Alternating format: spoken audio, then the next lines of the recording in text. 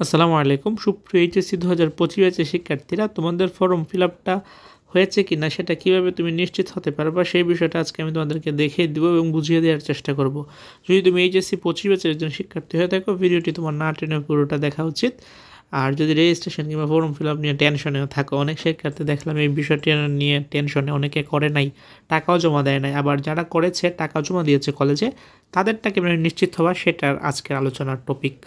So প্রথমে তোমাদেরকে বলি, এটা হচ্ছে তোমাদের মাধ্যমিক উচ্চ মাধ্যমিক শিক্ষা বোর্ডের ঢাকার ফর্ম পূরণের বিজ্ঞপ্তি, যেটা আমাদেরকে আগেই দেওয়া হয়েছিল 19 ফেব্রুয়ারি। সেটা অনুযায়ী তোমাদের ফর্ম ফিল আপের প্রাথমিক নির্বাচন যদি পরবর্তীতে টাইম বাড়ায় সেটা আলাদা বিষয়, তবে তারা বলছে যে পরবর্তীতে ফর্ম ফিল আপের সময় বর্ধিত করা হবে না। যদি বাড়ায় তাহলে সেটা আমরা তোমাদেরকে আপডেট জানিয়ে দিব। আর তারিখ হচ্ছে সময় শেষ 12 থেকে 17 তারিখ পর্যন্ত তুমি ফর্ম ফিল আপের আবেদন করতে পারতা, মানে করেছো যারা করেছো, এবং 18 তারিখ পর্যন্ত টাকা জমা দিতে পারতা। সো এখন বুঝবো কীভাবে যে আমি তো ফর্ম ফিল আপ করেছি কিনা, বুঝবো কীভাবে? আমি তো কলেজও টাকা দিয়েছি, 6,000, 5,000, 2,000 যত লাগে আমি দিয়েছি।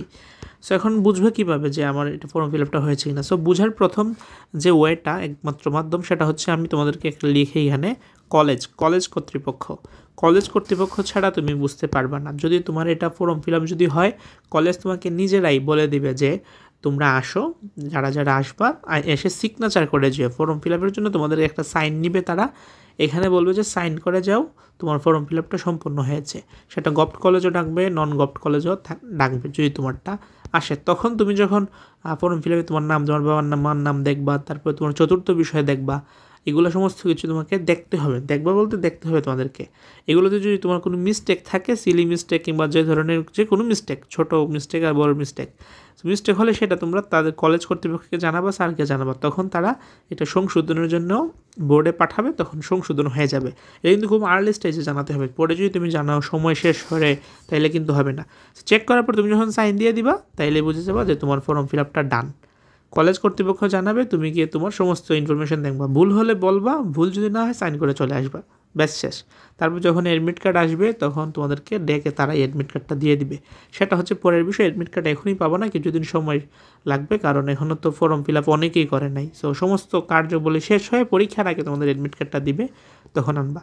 সো কীভাবে বুঝবা? কলেজ কর্তৃপক্ষের কাছ থেকে। আর কোনো মাধ্যম আমাদের বলা নাই যে আমরা বুঝতে পারবো।